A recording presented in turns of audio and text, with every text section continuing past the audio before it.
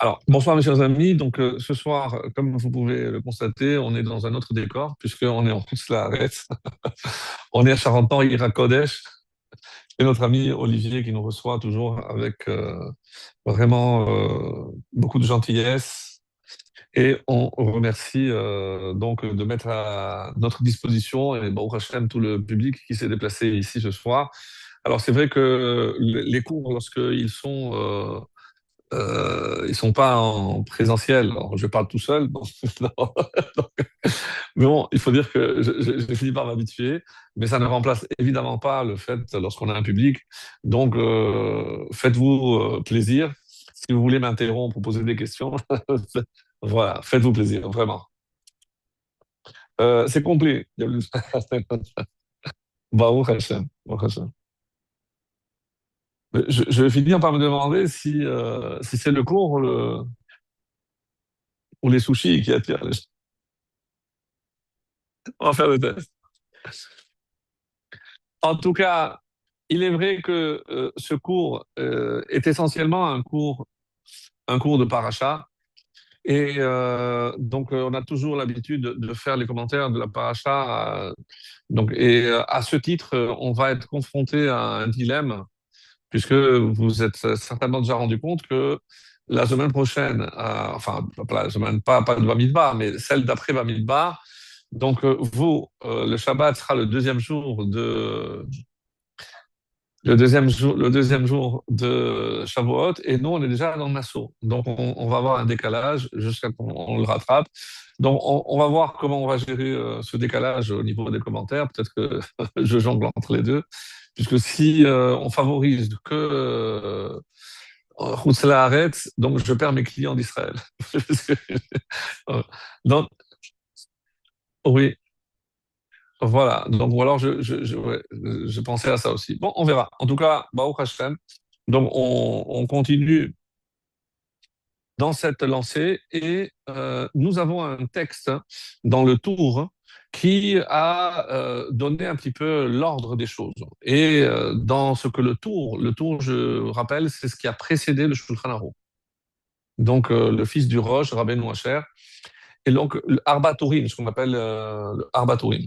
Et dans le tour, il dit quel est l'ordre? Menu ve'itru. Menu, comptez, ve'itru, et après vous faites la fête de Hatzeret. Et de là, on apprend que la paracha où on compte, c'est-à-dire Bamidbar, elle précède toujours la fête de Shavuot. Et on avait expliqué, pour ceux qui s'en souviennent, à l'occasion de la paracha de Hémor, lorsqu'on a fait la liste de toutes les fêtes, on avait commencé par le Shabbat. Et pour que ceux qui s'en souviennent, qu'est-ce qu'on avait dit? C'est que Kol Shita Yamé, tous les 6 jours, Mitbarechin, c'est le Zohar, ils reçoivent la bénédiction d'où? Du Shabbat. Je rappelle parce que c'est extrêmement important. Au début de la création, on ne parle jamais du huitième jour. On parle 6 jours et le septième. Mais bon, le huitième, c'est la répétition du premier. Non. Pourquoi? Parce qu'on avait expliqué que normalement, quand est-ce qu'il y a les 6 jours et par rapport à quoi on avait expliqué ça? À Béhar. Puisque au début de la paracha de Béhar, donc Béhar Bechokotai, Béhar, qu'est-ce qu'on a dit? Quand vous arriverez, Kitavo la Haaretz, quand vous arriverez, Veshaveta Haaretz, la terre va faire son Shabbat. Mais c'est pas comme ça. Et après, Shashanim. Et après 6 ans, tu vas ensemencer. Mais c'est l'inverse. Tu arrives, tu travailles 6 ans, et la septième, elle va se reposer. Qu'est-ce que ça veut dire, Veshaveta? Et la réponse est très importante pour comprendre d'une manière générale comment le Shabbat peut influencer le reste de la semaine. Si, quand tu rentres en Israël, tu as compris que pour pouvoir travailler 6 jours, ou en l'occurrence 6 années la terre, il faut que tu aies l'intention de respecter la septième. Pourquoi? Parce que si dans ton esprit tu vas déjà respecter la septième année, alors Sheshanim Tizra. Alors oui, tu pourras ensemencer de la même façon. Et c'est pour ça qu'il faut comprendre. Donc, d'une manière générale, le Shabbat qui précède une fête contient toujours un message qui est inhérent à cette fête. Alors, en quoi le fait de compter le peuple juif est une préparation à la fête de Shavuot? Ça, c'est notre question. Puisque forcément, si elle précède toujours, donc c'est qu'il y a un message. Et ça, c'est la question que beaucoup de Chachamim se posent. Donc, quel est le message essentiel dans la paracha de Bamidbar? Le livre de Bamidbar a un nom aussi, profitons pour le rappeler, c'est Sefer HaPekudim, le livre des comptes. Pourquoi? Parce que non seulement on va compter ici dans la paracha de Bamidbar, tout le peuple juif, et il y aura 603 500. On va compter la tribu de Lévi à part avec 22 000. Et dans la paracha de Pinchas, donc un peu plus loin, on va encore recompter. Donc dans le même livre, on va compter deux fois le peuple juif. Ça, on reviendra à l'occasion pour expliquer pourquoi il a fallu répéter. Quoi qu'il en soit, nous sommes donc avant la fête de Shavuot, et donc on compte chaque juif. Qu'est-ce que ça vient nous enseigner? Il y a une règle dans la halakha, dans la cacheroute. Si par exemple, il y a un aliment, il y a des aliments qui, lorsqu'ils sont minoritaires, donc il y a 60 fois le volume, donc il est annulé. Si j'ai mélangé par mégarde lait et viande, il y a une goutte de lait qui est tombée, donc il y a 60 fois le volume de viande.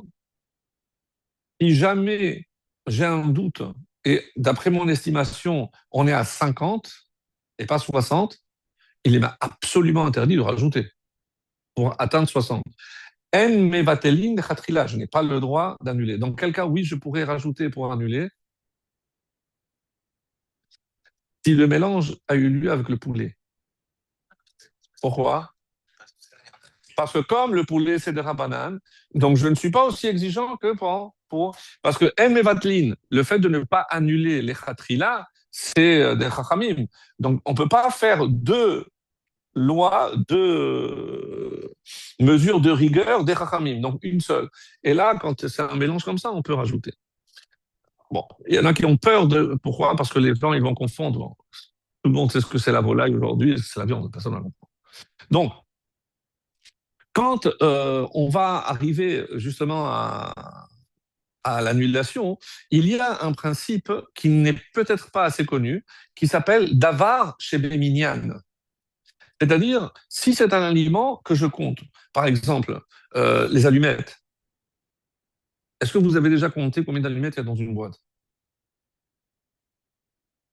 Donc vous êtes normaux, donc ça va, c'est rassurant. Mais personne, pourquoi? Parce que c'est pas important. Les cure-dents, je sais pas. Donc c'est des choses qui ne sont pas importantes. Donc ce qui n'est pas important, je compte pas. Mais quand vous achetez des œufs, eh ben, vous n'achetez pas 30, vous achetez par douzaine. Donc chaque œuf a une importance. Donc c'est très important. Pourquoi? Parce que si jamais il y a un œuf qui est à rêve, qui se mélange, je considère que c'est d'avar chez Béminian, si c'est quelque chose que je compte et donc il y a de l'importance, à filou elef lobatil. Même s'il y a 1000 fois la quantité, le volume, ça c'est jamais annulé. Une chose qui est comptée et qui est importante ne peut être jamais annulée. Qu'est-ce que ça vient faire dedans? Et Hachem compte. Rachi, vous verrez quand vous préparez la paracha, c'est pour nous montrer que chaque juif compte aux yeux d'Hachem. Chaque juif. Sans exception, sans exception. Et je vais introduire ça par une histoire qui, moi, m'a beaucoup ému et qui m'a beaucoup servi. Parce que il est question d'un jeune qui était orthodoxe et qui a tout laissé tomber. Et un jour, il s'est retrouvé dans un repas avec d'autres fidèles. Et le rabbin lui a posé une question. Il l'a vu, il a voulu pas le taquiner, il a posé une question. Il a posé une question. Quelle question il a posée? Imagine que tu vois dans une sina qui est en train de brûler et que le feu a atteint le Haron et que le Sefer Torah va brûler. Et on est Shabbat. Qu'est-ce que tu fais? Alors il lui répond, moi, je n'ai pas de doute, vous êtes religieux, je ne sais pas ce que vous faites, mais même si c'est Shabbat, je rentre et je sauve le Sefer Torah. Et pourquoi?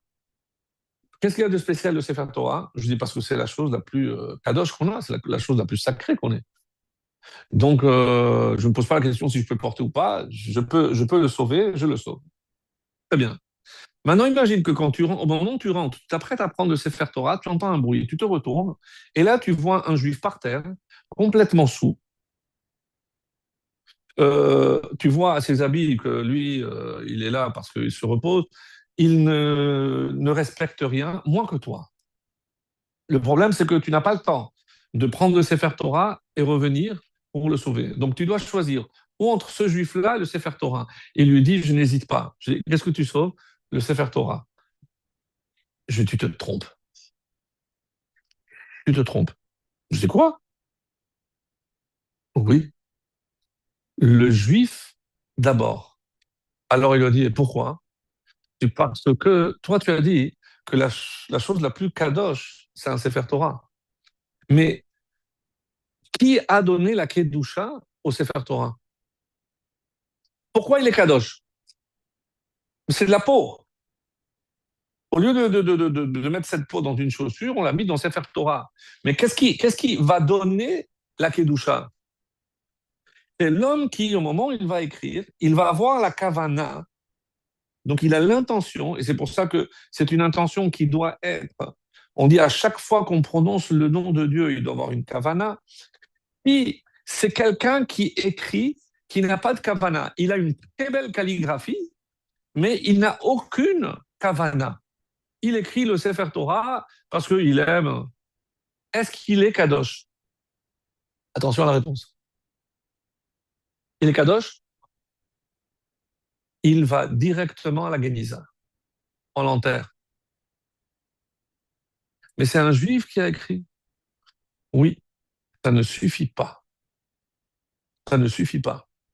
Donc, il revient avec ce jeune et lui dit, tu comprends que si tu réfléchis, tout ce qui est kadosh, de tfilin, une mezouza, même dans le tabernacle, lorsqu'on l'a construit, si au moment de construire les chérubins, il n'y avait pas la kavana pure de Betzalel et de Aholiav, ça devient, au lieu de Kedusha, ça devient Avodazara. Et on doit le brûler, on doit le faire disparaître. Donc, qu'est-ce qui confère la Kedusha à un objet? C'est le juif. Qu'est-ce que j'apprends de là? Que le seul qui peut transformer un objet en kadosh, c'est le juif. Et pourquoi? Parce que le juif a un potentiel de kedusha qu'il peut lui décider de mettre là ou là. Tu comprends que toi, tu veux sauver un Sefer Torah, mais si ce juif que tu sauves, il devient sofer, chaque Sefer Torah que lui va écrire, il va continuer à transmettre la kedusha. Quand bien même ce n'est pas le cas, tu es obligé de sauver un juif. Alors il le regarde vraiment avec concentration et lui dit, maintenant que tu as compris qu'il faut sauver le juif d'abord, sauve le juif qui est en toi. Sauve le juif qui est en toi. Il raconte, ce rave, non seulement il a fait des chouvas, aujourd'hui il est marié, bon, Hachem, il a 6 enfants. Comment des paroles peuvent changer? Mais sincèrement, c'est quelque chose d'extrêmement beau. Parce qu'on se rend compte à quel point, véritablement, on ignore des fois la Kedusha qui est la nôtre. Donc, quand ici Hachem compte chaque juif, qu'est-ce qu'il veut dire?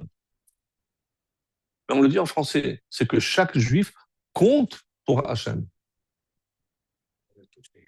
Tous, tous. Qu'est-ce qui fait qu'aujourd'hui, notre jeunesse est un peu démotivée?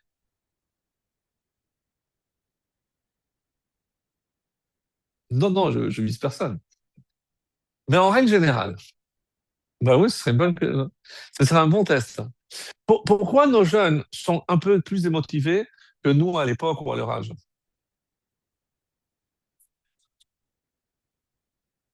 Alors que c'est le comble, parce qu'ils ont l'abondance aujourd'hui. Mais parce qu'on a confondu, on croit qu'aujourd'hui, avec l'abondance, on a la sérénité, la paix d'âme. Pas du tout. On n'a jamais été aussi peu serein et aussi peu confiant que maintenant. Alors qu'en principe, on a toutes les raisons d'être serein Et je ne parle pas à la guerre ou pas la guerre, on s'en fiche de ça, mais je parle d'une manière personnelle. Pourquoi c'est comme ça? Pourquoi c'est comme ça? Le mérite. Alors, je vais vous donner mon analyse après pour ce qu'elle vaut et vous me direz si vous êtes d'accord ou pas. Qu'est-ce que on craint le plus? C'est que de toutes les façons, qu'est-ce que moi je peux apporter qui n'ait pas déjà été fait? Donc en fait, qu'est-ce que j'ai moi? Bon, je vais être faire ingénieur, mais quoi, un ingénieur de plus. Je vais faire ceci, ben, un rabbin de plus, un rabbin de moins. Mais tout ce que je vais dire, ben, je suis un peu démotivé dans le sens où ben, je ne sais pas si je pourrais être le meilleur dans ce que moi je vais faire. Et comme je ne suis pas sûr d'atteindre cette perfection ou dans mon domaine, alors qu'est-ce que je fais? Eh ben, je vais commencer un diplôme, je vais dire non, ça, encore un comptable, non, après je vais le faire là, après je vais faire... Et je suis perdu. D'où ça vient? Vous allez voir où je vais aller, mais quand c'est marqué, je ne sais pas si vous avez vu le début de la paracha, donc on a 12 tribus, et comment elles étaient placées?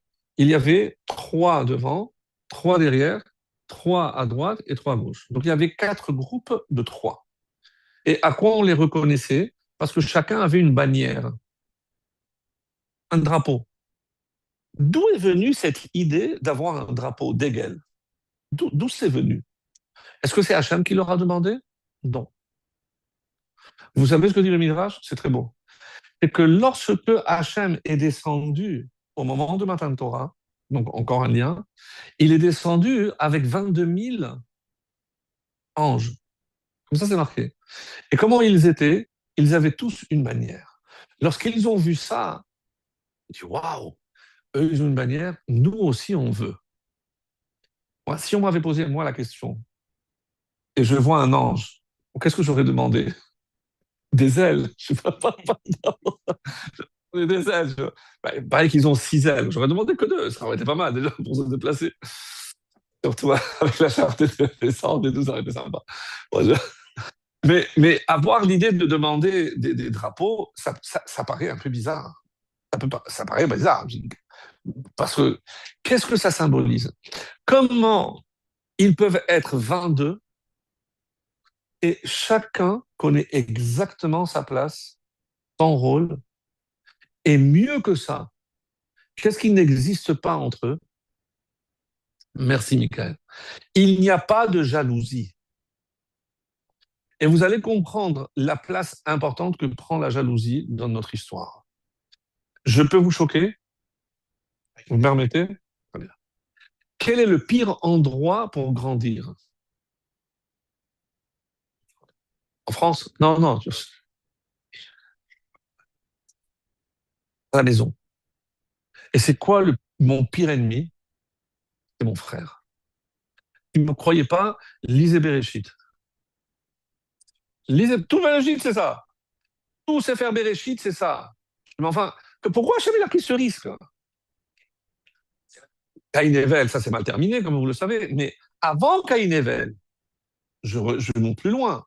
La jalousie déjà apparaît entre la lune et le soleil. Je dis, Hachem, pourquoi tu as créé deux rois, il y a deux têtes pour une seule couronne? Donc déjà la jalousie apparaît. Après, le serpent, comme ça dit le Midrash, le serpent, le Nachash, bon, j'aime pas dire serpent, le Nachash a vu Adam avec Chava et il a été jaloux de qui? De Adam. Donc qu'est-ce qui... Et c'est là où il a commencé à ouvrir son plan. Je vais utiliser Chava pour faire manger le fruit à Adam, comme ça il meurt. Et pourquoi tout ça? Pour garder Chava pour lui. Quand il vient avec des arguments séducteurs, tu sais pourquoi Hachem, il veut pas que tu manges? Parce que sinon, il va être jaloux, tu vas être comme lui. Encore la jalousie. Et vous allez parcourir tout Bereshit. Quelle est la place? Et toujours, c'est la place du deuxième par rapport au premier. Il faudra attendre Ephraim et Ménaché. Il faudra attendre Aaron et Moshe. Et, et, et, et comprenez que Pourquoi? D'où ça provient? C'est parce on connaît pas notre place. On ne connaît pas notre place. Pour ceux qui s'en souviennent, et on en avait parlé, du blasphémateur, qu'est-ce qu'on avait dit? Tout a commencé parce qu'il a voulu s'installer dans la tribu de Dan. On lui a dit non, c'est pas ta place. Et quand il s'est rendu compte qu'il n'avait pas de place, là, c'est parti en vrille. Pas de place. Maintenant, ce Shabbat, en dehors de Parashat de Bamidbar, on va aussi lire, nous on appelle ça le sixième chapitre de Pirkei Avot, mais c'est faux, c'est un rajout. Les Pirkei Avot n'ont pas 6 chapitres, il n'y a que 5. Et par quoi commence le sixième? Shanu Chachamim. Alors, on a sélectionné des braïtot, donc ce qui est à l'extérieur, pour compléter, parce que c'est le Shabbat, et il y avait 6 Shabbats, donc il fallait. Donc, c'est un arrangement. Bon, qu'à cela ne tienne. Comment on appelle tout ce chapitre? Kinyan Torah, l'acquisition de la Torah. Et dans ce chapitre, Shanu Chachamim Bilshon Mishnah, ils ont enseigné dans le langage de la Mishnah. Pourquoi ils ont besoin de préciser? Parce que c'est pas la Mishnah, c'est pas Birkei Avot. Et voilà. Alors on nous dit comme ça. Gedola Torah, la Torah, elle est plus grande que la prêtrise, que la Kehuna et que la Malchut. Pourquoi? Parce que la Malchut, elle peut s'acquérir avec 30 degrés, la Kehuna avec 24, et la Torah, comment elle s'acquiert? Avec 48. Be'arbaim ushmona devarim.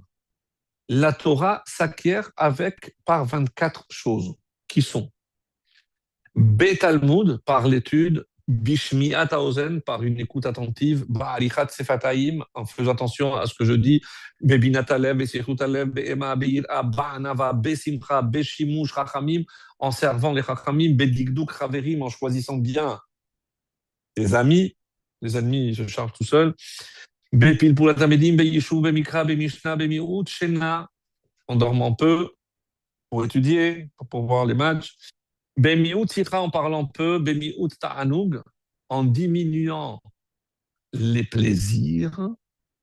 Bemiut sechok, pas trop de moquerie, Bemiut delecheres, be'erech hapayim, belev tov, avec un bon cœur, be'emunat chachamim, b'kavlat ha'yisurim.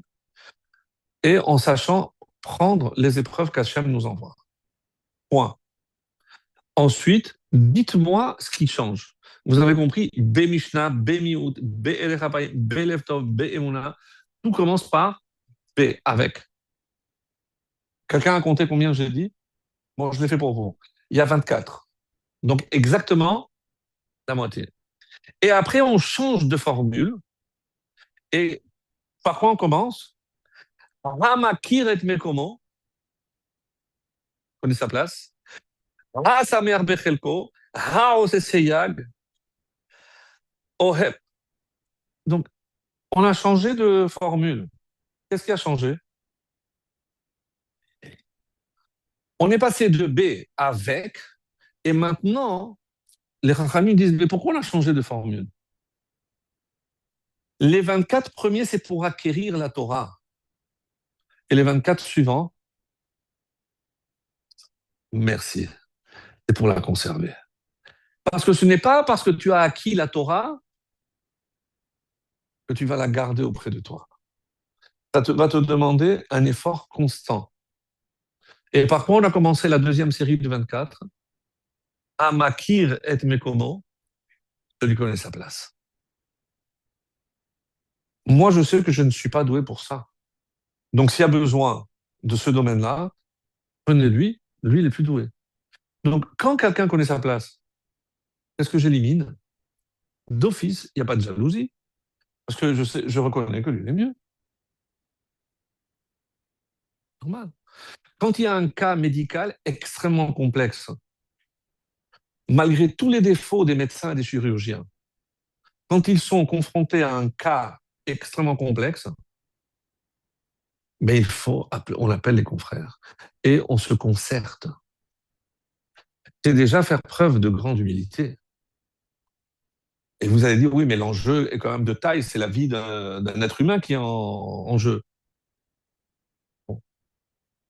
Et dans le domaine de halakha, si je dis quelque chose, je vais aller plus loin. Vous savez que pour sanctifier le mois, on avait besoin de deux témoins. Est-ce qu'on accepte un témoin avec des boucles d'oreilles et des tatouages?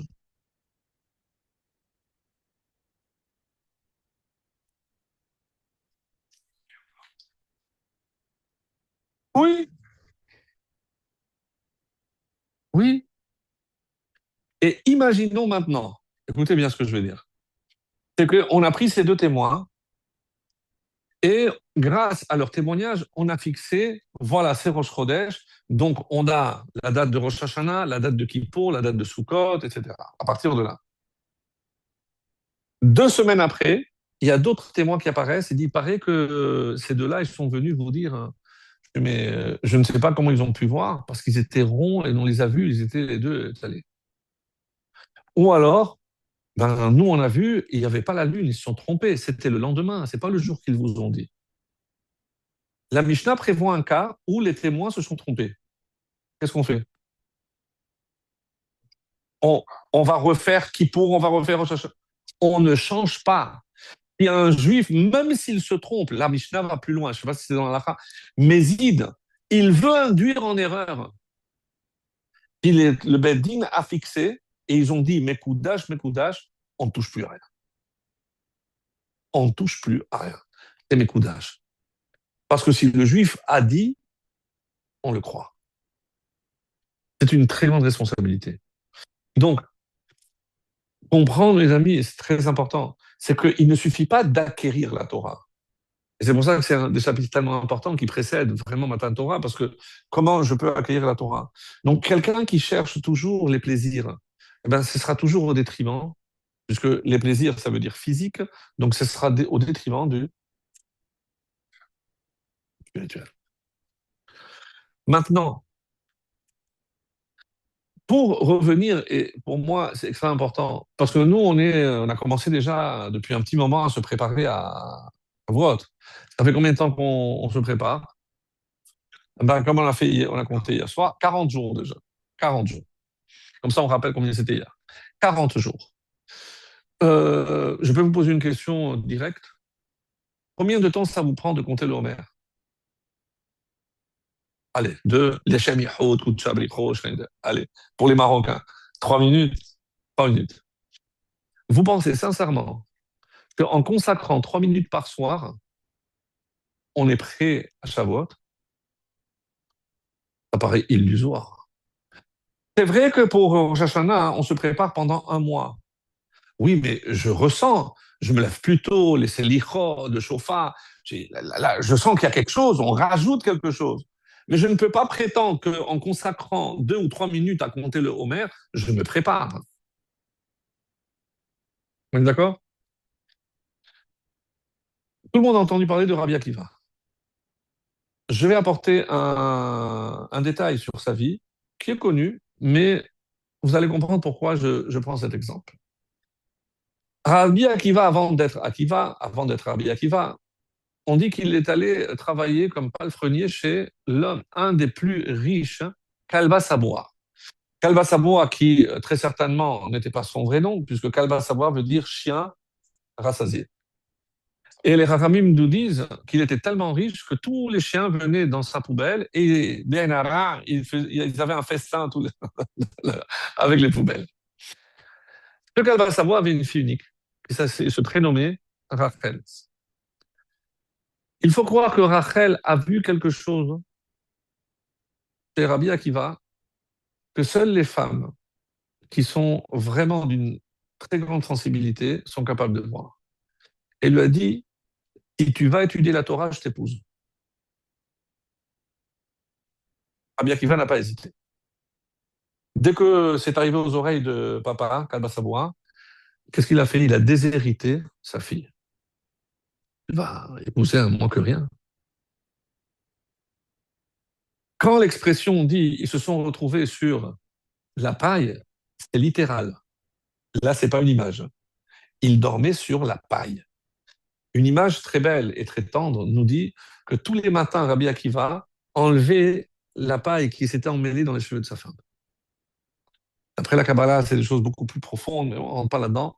Et il disait, en faisant ce geste tellement tendre. Le jour où je pourrai, je t'offrirai un diadème avec Yerushalayim Shel Zahav.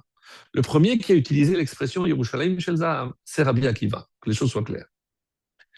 Un jour, on toque chez eux, et un monsieur qui rentre, il dit, écoutez, ma femme vient d'accoucher, est-ce que vous aurez de la paille?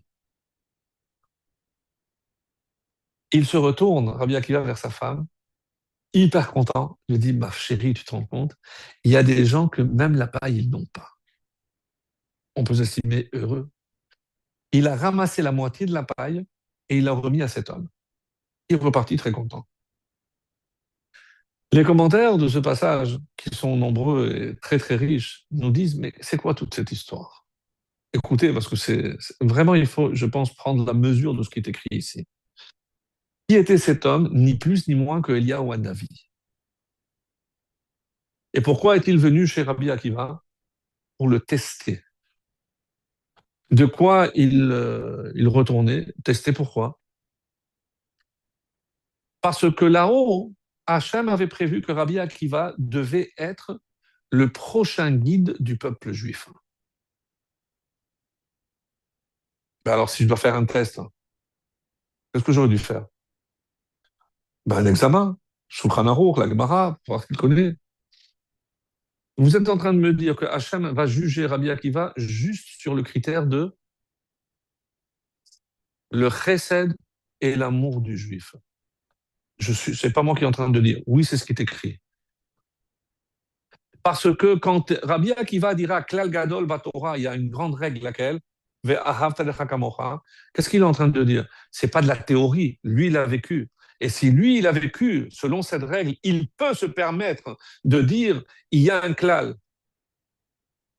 Rabbi Akiva a été testé pour savoir. Il aimait assez les Juifs pour les diriger. Et ça a été probant, puisque Eliyahu Hanavi est parti là-haut content. Je dis, vas-y Hachem, tu peux y aller. Pendant ce séjour, à la fin d'un cours, une femme est venue me voir. Dès qu'elle a commencé, je suis entre deux cours, donc je suis ultra pressé. Alors, il faut croire que les femmes le ressentent, mais bon, après, je suis toujours en train de courir entre deux cours. Et le problème, c'est que dès qu'elle a voulu parler, elle a commencé à pleurer. Je me suis dit, wow, c'est pas, c'est mal parler, c'est mal parler. Écoutez, voilà, prenez votre temps. Vous avez une question? Oui, j'ai une question. Vous écoutez? Quelle était la question? C'est pas une question d'Alaha. C'est pas une question d'Alaha. Elle m'a posé la question suivante. Vendredi dernier, d'abord, il faut que je vous dise que mon mari est très gentil. Si elle dit ça, c'est exactement le contraire. Donc, on part déjà sur une bonne base. Il faut que vous sachiez que mon mari est gentil, mais il a des accès de colère. Bon, j'imagine que c'est avec vous. Oui.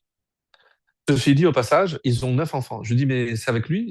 Ils sont aussi et ses enfants? Oui, bien sûr. Très bien. Il est rentré vendredi soir. Les salades n'étaient pas prêtes. Il est parti dans tous ses états et il lui a dit, à partir de maintenant, je te prive d'aide, tu n'auras plus, et il n'y aura plus de salade le vendredi. OK? Et c'est quoi la question? C'est que moi, je vais faire les salades pour mes enfants. Est-ce que je suis obligé d'écouter mon mari?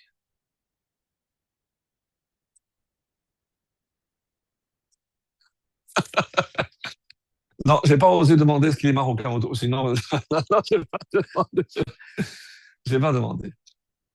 Je l'ai regardé droit dans les yeux. Je lui ai dit, Madame, vous savez pourquoi elle se comporte comme ça? Non, je vais vous dire, parce que vous êtes faible. Vous êtes faible. Et il y a des hommes qui profitent toujours de la faiblesse des autres, en l'occurrence la vôtre. Je ne vais pas vous laisser tant que vous ne m'aurez pas promis. Je ne vous laisserai pas. Je suis en retard, donc je suis en retard. Mais vous allez me promettre que vous allez faire toutes les salades, vous allez le regarder dans les yeux quand il va rentrer le vendredi, lui dit, les salades sont pour mes enfants, pas pour toi. Mais je vous laisserai pas, vous me promettez. Non, mais c'est que vous ne savez pas. Mais il étudie tous les matins. Je dis, il étudie du bouddhisme ou du christianisme? Qu'est-ce qu'il étudie? Non, Dafayomi. M'excuse. Je ne sais pas ce qu'il étudie, mais c'est pas notre Torah, ça là. Pour se comporter comme ça un Shabbat ou faire pleurer sa femme et l'humilier devant ses enfants. Mais quelle Torah il étudie? J'ai pas compris. Vous comprenez qu'on est loin de Rabbi Akiva. D'accord, on n'est pas tous Rabbi Akiva, mais quand même. Donc, les 3 minutes qu'on met à compter le Homer, qu'est-ce qu'on est en train de faire? On est censé apporter une petite touche de réparation à nos défauts. Quand j'ai donné l'exemple, on est sorti d'Égypte, on avait 49 trous. Donc Hacham, il veut nous donner la Torah, c'est de l'eau. Mais vous imaginez, ben, avec les trous, qu'est-ce qui va se passer? Mais on ne peut pas garder la Torah. Qu'est-ce qu'il faut faire? Il faut boucher tous les trous. Donc Hacham nous a laissé 49 jours. Tu sais quoi? Chaque jour, tu bouches un trou.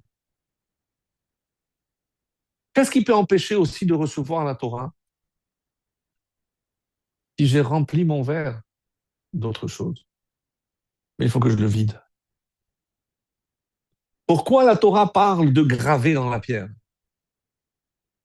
Et d'ailleurs, comment c'est écrit? Harut, la suite. Al tikre Harut et la Cherut. Mais Harut al haluchot. Traduisez ça. Graver. Mais comment vous faites pour graver sur la pierre? Pourquoi on n'a pas le mot dans en hébreu? Comment on aurait dû dire? Harut baluchot. Comment je grave sur?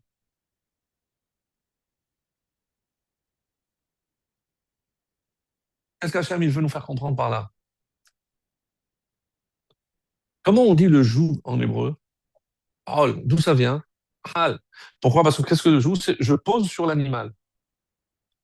Donc, en fait, quand on dit le joug des mitzvot, donc tant que pour moi, la Torah, les mitzvot sont sur moi, ça veut dire qu'elles ne sont pas gravées. Vous savez combien pesait le Aaron, là où on a gardé les tables? Il y a deux avis. Un, c'est 3 tonnes et demie et l'autre 8 tonnes. Explique-moi comment 4 personnes peuvent lever 8 tonnes. Qu'est-ce qui a marqué? À Aaron, nosé et nosav. Non, mais les hommes ne peuvent pas porter 8 tonnes. C'est le Aaron qui les portait. Mais pourquoi Hachem a besoin de faire un miracle pareil? Tout simplement pour qu'on comprenne que tant que je n'ai pas intégré la Torah en moi, et que pour moi, les mitzvot sont un joug, elles sont sûres, elles ne peuvent pas être gravées. Hachem t'a demandé de les mettre dessus, mais parce que qui doit faire Harout ou Hérout? Qui va les graver à l'intérieur? C'est toi. Tous les matins, vous mettez les tefilines. Quel bracha vous faites? Les aniyas, ça veut dire quoi? Je pose. Une mitzvah tellement importante, juste je pose. Même pour la mitzvah, on dit likboa, c'est-à-dire poser. Je pose. Mais pourquoi c'est en face du cœur et dans la tête? Parce qu'Hachem, il ne peut pas les faire rentrer en toi. Lui, il peut te demander juste de poser-les, mais tout le travail de les rentrer, c'est toi qui peux le faire. Parce que si c'est Hachem qui l'avait fait pour nous, il me prive de mon libre arbitre. Et donc, j'ai aucun mérite. On a parlé tout à l'heure d'un Sefer Torah qui brûle. Lo aleinu, lo alechem, qu'on n'est jamais à vivre cela. Puis, on voit un Sefer Torah brûlé. Vous savez quelle est la halakha? Je dois faire une kriya. Kriya, c'est comme si je voyais un juif mort. La halakha dit qu'il faut faire 2 kriyot. Pas deux. C'est très très dur ce que je vais dire. Écoutez bien. Une pour les lettres noires et une pour les lettres blanches. Quoi? De quoi on parle?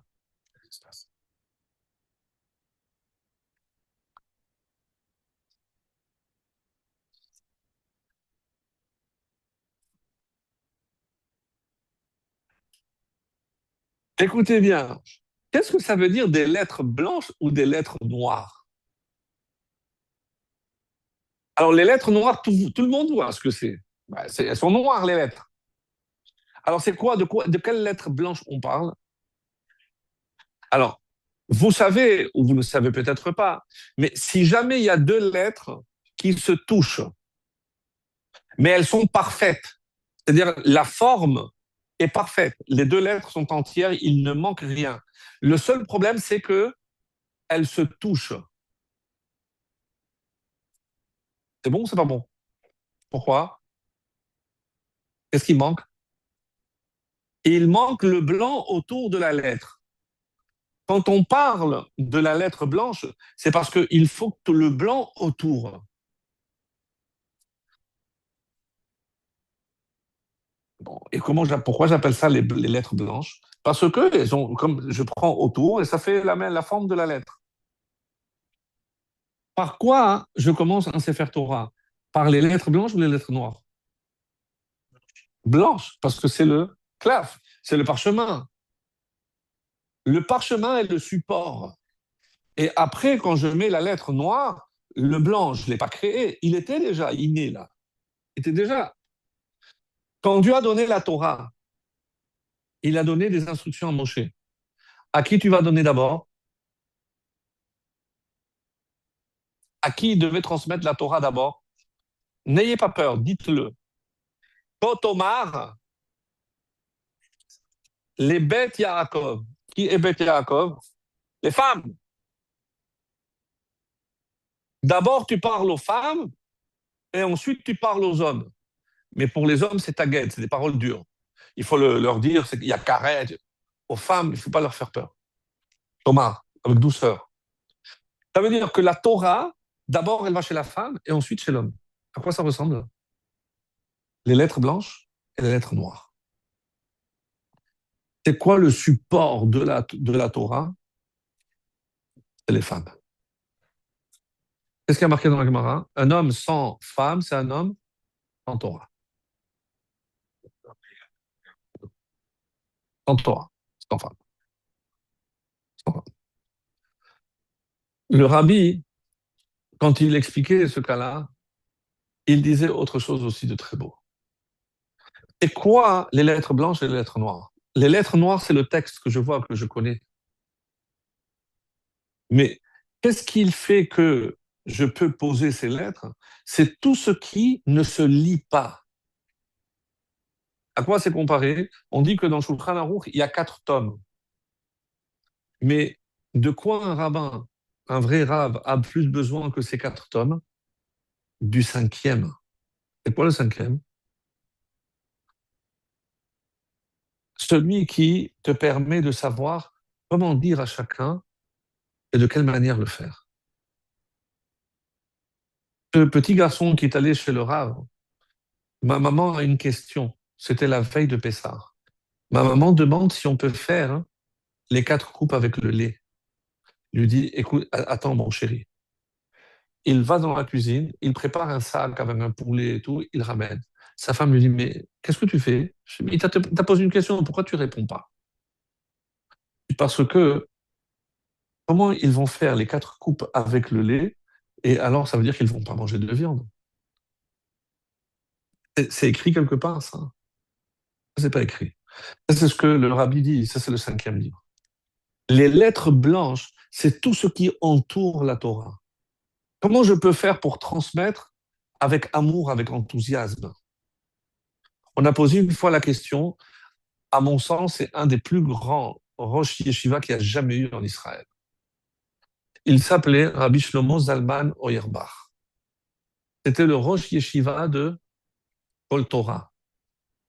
Vous connaissez une réponse classique qu'il avait donnée lorsqu'on lui a dit écoutez, à l'Akba Omer, est-ce que vous nous permettez de nous absenter? On va les pèleriner chez Rabbi Shimon Bar Yochai.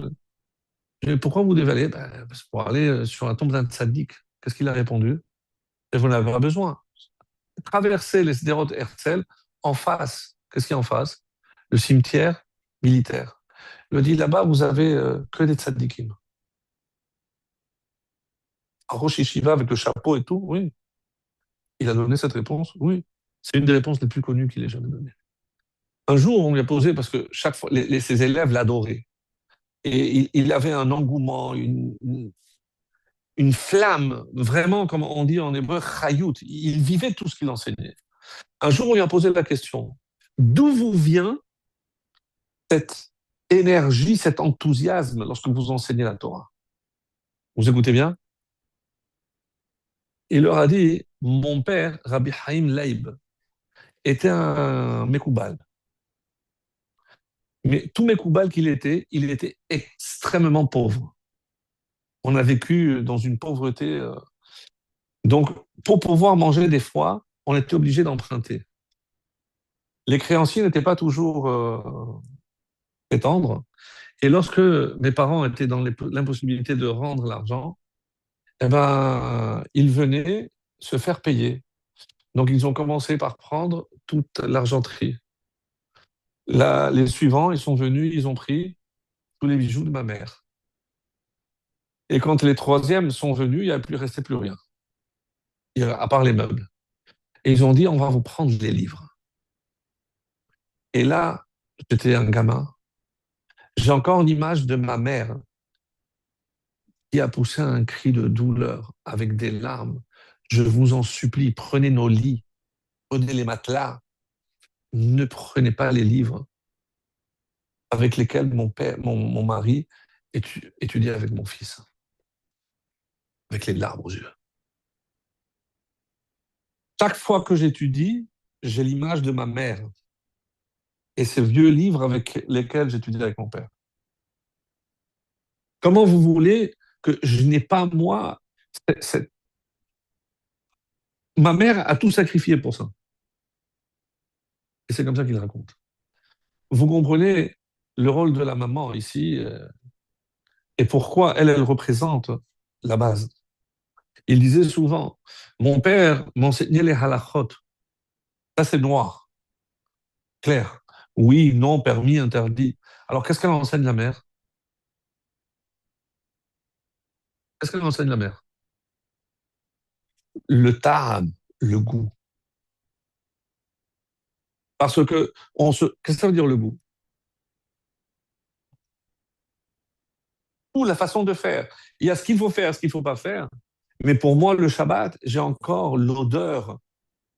Et c'est ça qui rendait le Shabbat unique.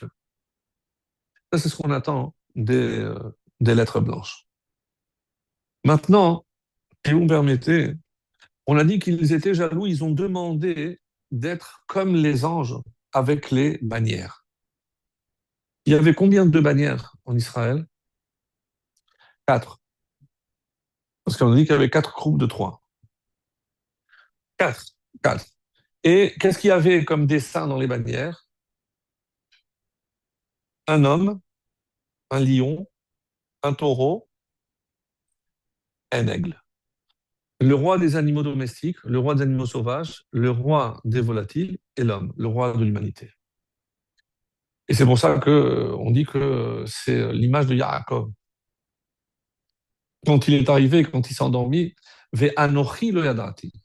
Il a dit Achen yesh, Achen Aleph Arié, le Kaf c'est le Karouv et le Noun c'est le Necher. Anochi, mais je ne savais pas qu'il y avait le Yud, que c'est moi, Yaakov, que j'étais le quatrième du char céleste. Je ne savais pas.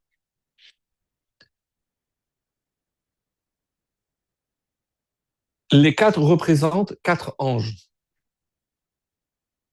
qui protègent le peuple juif. Qui sont ces quatre malachim?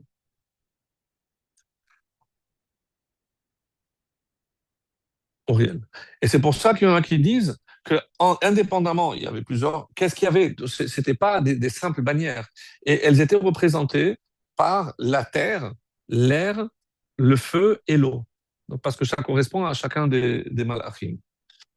Donc, si vous prenez les initiales des quatre noms des malachim, Gabriel, Michael, Raphaël, Uriel, Gemara, c'est la Gemara. Qu'est-ce qui protège le juif? C'est la Gemara. Lorsqu'il est avec son livre de Guémara, c'est comme s'il était entouré de 4 anges. Incroyable. Et il y a une image très belle. Et comment je sais que c'est comme ça, hein? Tout est bien. Même si je vais faire un saut la semaine prochaine, mais comme on va être en décalage, c'est pas grave. Donc, regardez les noms des, des Bénéciim. Oui, parce qu'ils sont marqués au début. Comment ils s'appelaient? Il y a,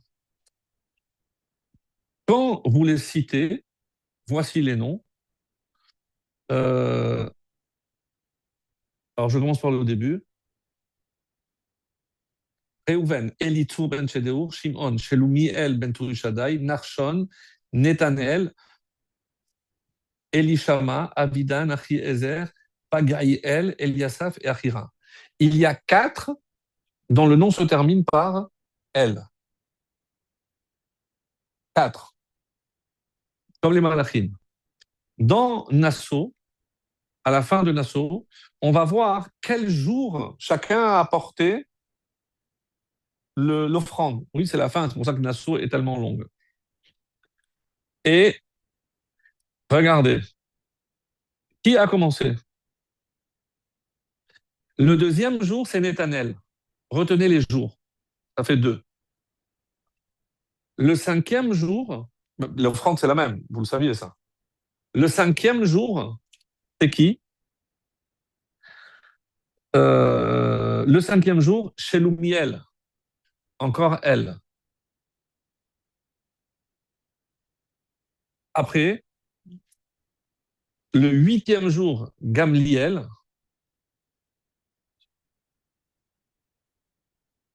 hop, hop, hop. Et le onzième jour, Pagaïel. Ça fait quoi?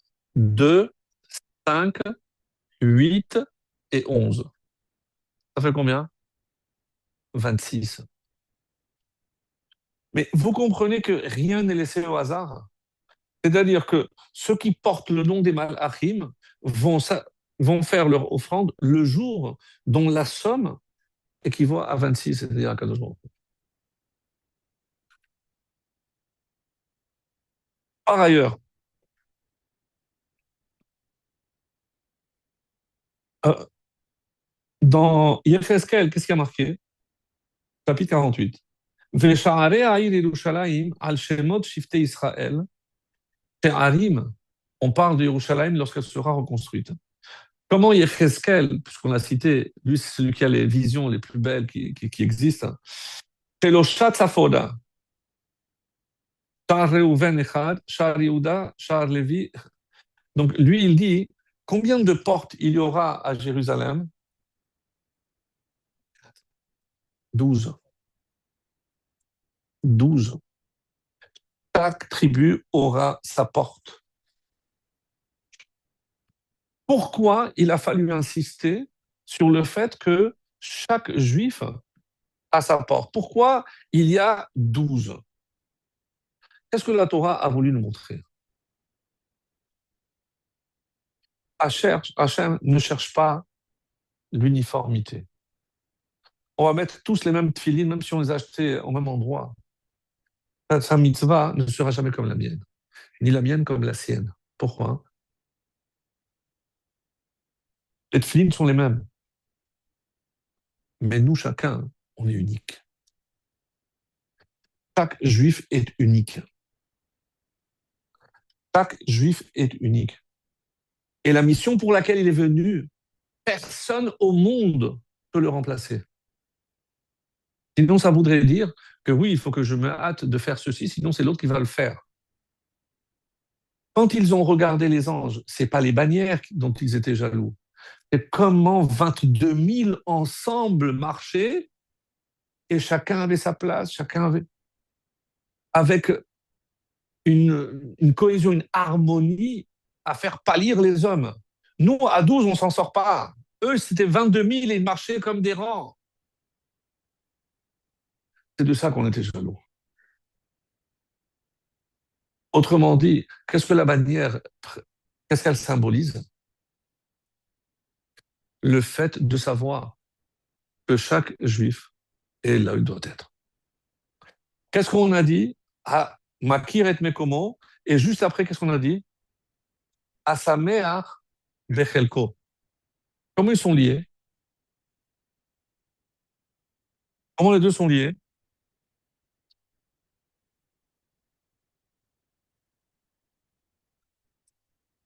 Comment c'est lié? Parce que si je sais que je suis à ma place, donc ce que moi je vais avoir, et on ne parle pas de n'importe quel chélek. Quand on dit Hachem, ten chelkenu betoratecha, nous on veut avoir une part dans ta Torah. Ça veut dire que même ce que moi je vais étudier, personne ne peut me l'enlever. Parce que ça, c'est uniquement à moi. Quand est-ce qu'il va être décidé ce que je vais étudier pendant toute l'année? Shavuot. Avec quelle ferveur je vais étudier à Shavuot? Qui va se lasser et va laisser tomber l'étude? Quand est-ce que c'est décidé? Shavuot. On avait expliqué que Rosh Hashanah, c'est la dimension matérielle. Mi yamout, mi yichyeh, mi ashir, qui va s'enrichir, qui non, qui va tomber malade. Et à Shavuot, tout ce qui relève de la dimension spirituelle. Mais pas que nous concernant. Concernant qui encore? Nos fruits, nos enfants. Nos enfants. Un monsieur, il travaillait 10 heures par jour. Il rentrait chez lui exténué. Il allait vite prendre une douche, il se changeait, il embrassait ses enfants, il disait je cours pour le shiur de Torah. Il arrivait, ceci au fond, la deuxième phrase du Rav, il n'écoutait plus. Chaos, chaos. Jour après jour. Au bout d'un mois, le Rav a eu de la peine. Il était toujours là, il n'écoutait rien. À la deuxième phrase, il s'endormit. Il est allé le voir. Il lui a dit, écoutez, ça me fait beaucoup de peine, mais je ne comprends pas pourquoi vous continuez à venir. Ça me fait de la peine, et vous n'écoutez jamais mon cours. C'est pas par rapport à moi, mais même par rapport à vous. Je vous en supplie, ne me dites pas que je ne peux plus revenir. Mais pourquoi? Qu'est-ce qui se passe? Parce que mes enfants savent que même fatigué, je vais au shiur de Torah. Et c'est comme ça qu'ils vont comprendre que c'est tellement important. 20 ans après, le Rav l'a croisé et il est venu le remercier. Je dis merci beaucoup. Je dis mais pourquoi? Et parce qu'aujourd'hui, tous mes enfants sont dans la Torah parce que vous m'avez laissé venir à ce cours. Parce que les enfants, quand ils ont compris, papa, mais crever, il va au shiur de Torah, ça veut dire que c'est tellement important. Ça ne passe pas forcément par des mots. Et faire comprendre à nos enfants quelles sont les vraies priorités. Ça, c'est aussi recevoir la Torah. Le Maor Vachemesh, facile. Pardon, c'est Rabbeinu Bechaye, je vous le lis parce que c'est très beau. Dans le Dégel de Réhouven, il y avait Tsurat Adam. Dégel Yehuda, il y avait le Arié, le lion. Dans le Dégel d'Ephraim, il y avait le taureau, le shor, comme c'est marqué Bechor Shoro. Et dans le Dégel de Dan, il y avait le Necher. Et ça correspond à quoi? À la vision de Yecheskel, le char céleste. Alors, le Maor Hashemesh, il nous dit quelque chose de très beau. Itabe Midrash, Tzadik Katamar Ifrach. On a comparé le Tzadik à quoi? À Tamar, un daltier, palmier dattier. D'ailleurs, si vous prenez les trois dernières lettres, Tzadik, Katamar, Yifrach, Korach. Le verset parle de Korach. Tzadik. On n'est pas le moindre doute que c'est un Tzadik. Matamar yeshbo perod yeshbo alin. De la même façon qu'il y a et des feuilles et des fruits, car Israël yesh mehen ba'ale mikra, ba'ale mishnah, ba'ale agada, vetzarich ha'adam lehakir erko. Lui, il est porté sur la halacha. Lui, il est porté sur la Gemara. Lui, il est porté sur l'interprétation Chacun doit prendre goût dans son étude. באיזה מקום יהיה מקומו, ובין איזה אנשים יהיה מנוחתו שיוכל להשיג הערך עבודתו ליוצרו. Parce qu'il sait que par cette étude, il sent qu'il se rapproche plus, alors qu'à cela ne tienne. Alors tu vas te consacrer à ça. Il y en a qui adorent le midrash. Alors fais le midrash. ואין שום מלאך משתוקק למקום חברו. Aucun ange ne va jamais envier la place de son voisin. Velo dochek et travero lichnos le mechitzato. Personne va rentrer dans mon chelek.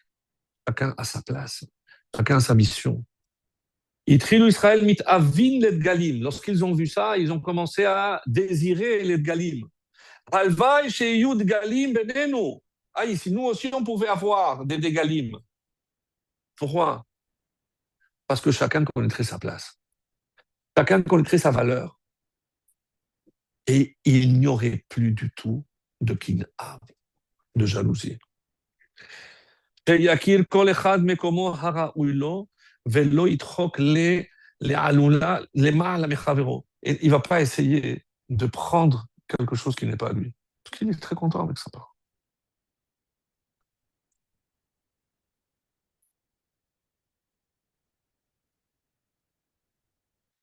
J'aimerais, je ne sais pas combien de temps on est passé, tu me dis. Je sais pas. Bon, quand on compte, on n'aime pas. Quand on aime, on ne compte pas, non? Il y a une histoire que le rabbi avait l'habitude de raconter, très très belle. C'est celle du cocher. On est la veille de Shabbat et donc il y avait un cocher avec un noble. Ils sont arrivés dans le village et comme c'était juste avant de Shabbat, donc ils descendent vite pour aller se préparer pour Shabbat. Le cocher dit, si vous voulez, moi je fais vite, comme ça je vous laisse. Donc le cocher a très vite s'était préparé, il s'habillait de Shabbat, il est parti à la choule. Le noble, la chemise, la cravate, le parfum, bon, il a plus de temps. Le temps qu'il sorte, il entend du bruit et il voit qu'il y a un autre cocher qui est en train de se débattre avec un attelage et qui était tombé dans la boue. Et il était tout seul. Il dit, écoutez, excusez-moi, monsieur, vous ne pouvez pas m'aider? Il a vu comment il était habillé. Bon. Alors il se baisse, il essaye, mais il n'a jamais fait, donc il ne sait pas. Du coup, tout ce qu'il a gagné, c'est qu'il a entièrement sali sa tenue et il a décidé, et n'a pas réussi à remonter l'attelage, il a tout ce qu'il a gagné, c'est qu'il est retourné pour se doucher. Le temps qu'il se change à nouveau, c'était déjà la fin de la tfila. En attendant, à la Sina, le cocher, il cherche partout son maître. Il n'a pas vu. Et à la sortie, c'était quoi la coutume? Ceux qui étaient de passage et qui attendent pour se faire inviter, ils se mettent à l'entrée.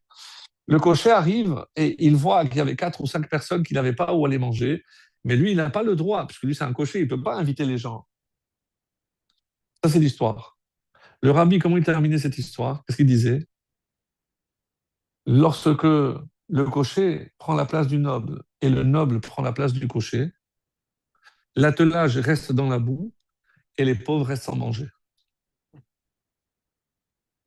C'est tellement fin et tellement vrai. Mais c'est exactement ce qui s'est passé. Autrement dit, si on avait fait inverser, eh ben, le cocher, oui, il savait s'y prendre, il l'aurait sauvé. Le noble, il aurait été, oui, à la choule, il aurait invité. Et tout aurait été parfait. Malheureusement, je pense que c'est ça ce qui nous manque. Je voudrais, ben, comme tu ne veux pas me dire, alors attirer votre attention parce que je ne pense pas que on va faire un cours avant Shavuot. Je ne sais pas si mardi prochain, on verra, je ne sais pas. Quoi qu'il en soit, il y a, comme vous le savez, la lecture que l'on va faire à Shavuot, c'est la Seret Adiberot. Elle est tirée de quel paracha? Yitro. La Haftara que nous lirons, elle est tirée de quel prophète? Yecheskel. Ça, c'est Torah et Nevi'im. Ketuvim, quel texte on va lire? Ruth. Ruth. Et dans la Gemara, Comment s'appelle le chapitre où on parle du don de la Torah? Rabbi Akiva. Rabbi Akiva, c'est le nom du chapitre. Rabbi Akiva était fils de converti. Ruth était elle-même convertie. Yitro était, il nous reste Yecheskel, on ne connaît pas, on va en parler 2 minutes, mais qui était Yitro? Le beau-père. Vous savez qu'il est écrit que à la venue du Mashiach, il n'y aura plus de conversion. Pourquoi? Ben, c'est facile. Tout le monde, quand Israël a son apogée, nous aussi, nous, on veut être juifs, nous aussi, on veut profiter. Mais mon ami, il fallait, quand on était détesté pour chasser Allah, il fallait te réveiller. Maintenant, c'est trop facile. C'est pour ça qu'on dit qu'à l'époque du roi Salomon, il n'y a pas eu de conversion. Les Rachamim qui osent poser les questions telles qu'elles sont disent, mais là, maintenant, dans la paracha de Yitro, est-ce qu'on ne peut pas considérer qu'on est à l'apogée? On vient de mettre à terre une des plus grandes puissances qui ait jamais existé, et la civilisation égyptienne. Donc, évidemment que tout le monde a entendu parler des plaies, la sortie, l'ouverture, mais tout le monde veut faire partie. Comment se fait-il qu'on a accepté Yitro? Attends, vous le dire, bon, qui signait l'attestation de conversion? C'est Moshe, donc il s'est arrangé avec son genre. Vaishma Yitro, avant d'être Choten Moshe, il était Kohen Midian. Les Chachamim s'arrêtent et disent, qu'est-ce que ça veut dire Kohen Midian? Il était vénéré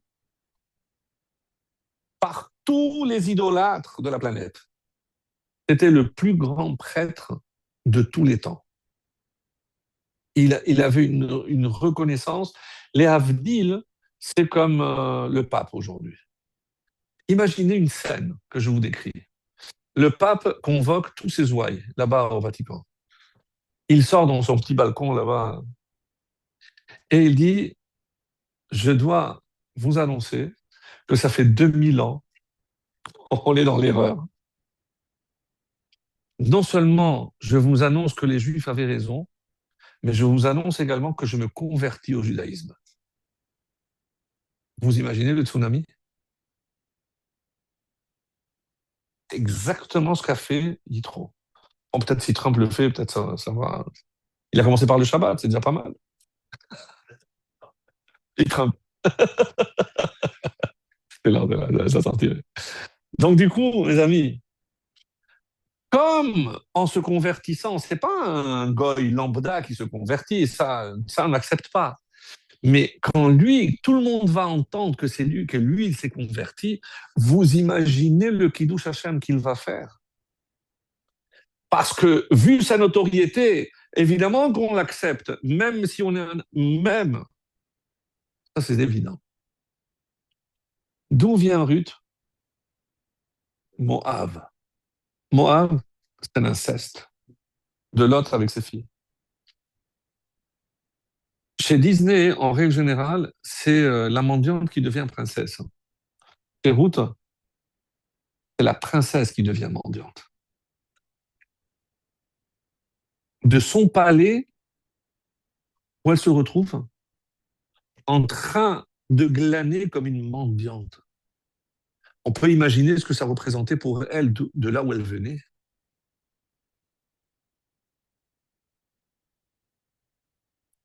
Rabbi Akiva,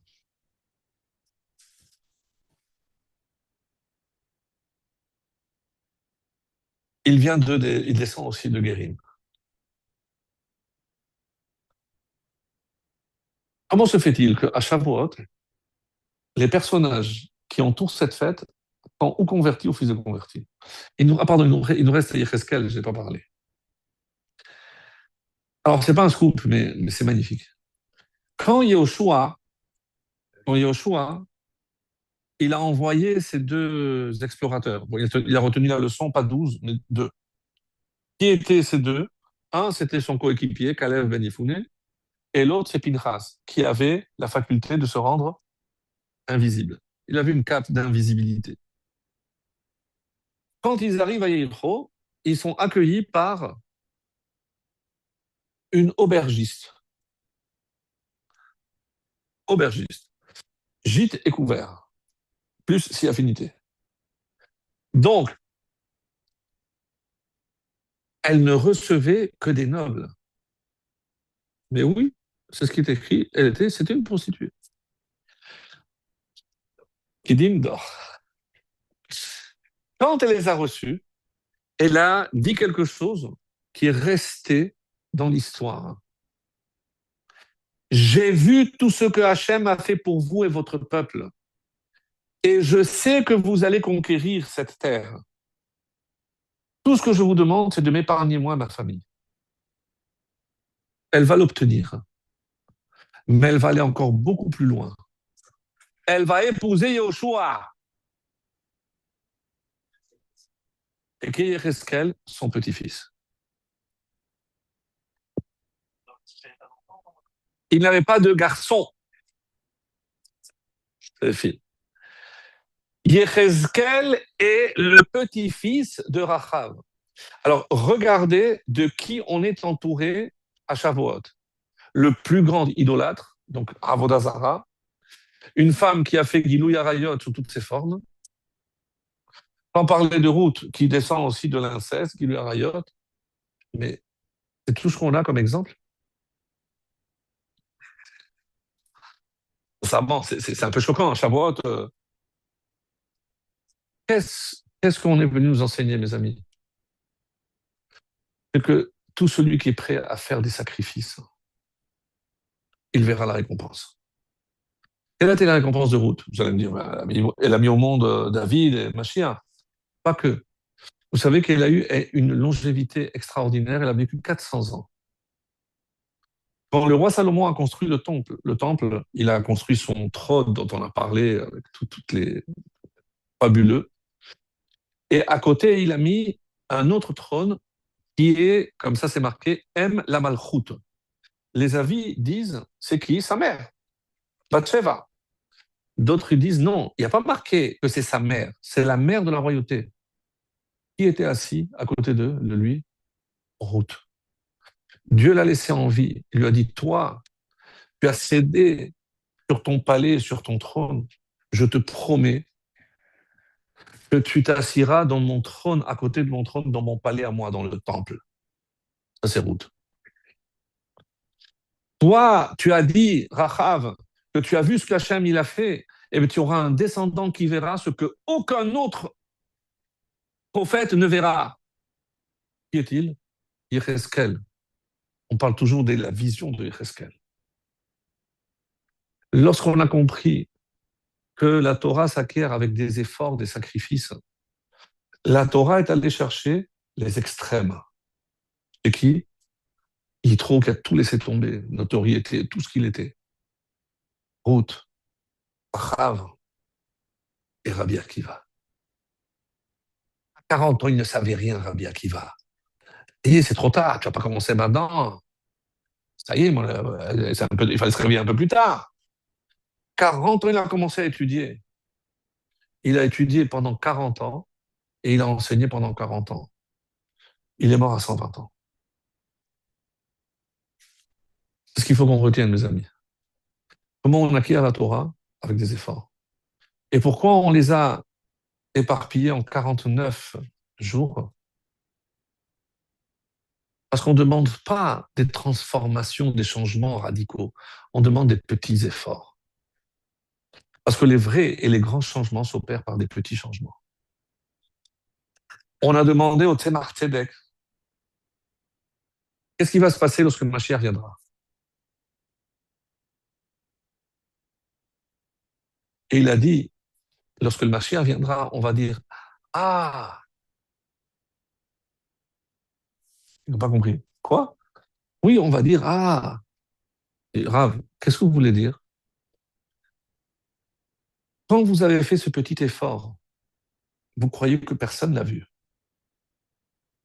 parce que ce n'était pas important. Quand je vais vous montrer, quand vous allez voir, qu'est-ce qui a amené le Mashiach, et ces petits détails que vous avez faits. Vous direz, ah, si j'avais su que c'était tellement important, eh ben, je l'aurais fait bien avant. C'est pas croire en la vie de Mashiach, c'est agir pour que le Mashiach vienne. Et comment? Par des petites choses. Chaque fois que je pense sur moi un petit effort, je suis en train non seulement de me préparer pour recevoir la Torah, mais on se prépare pour recevoir Mashiach.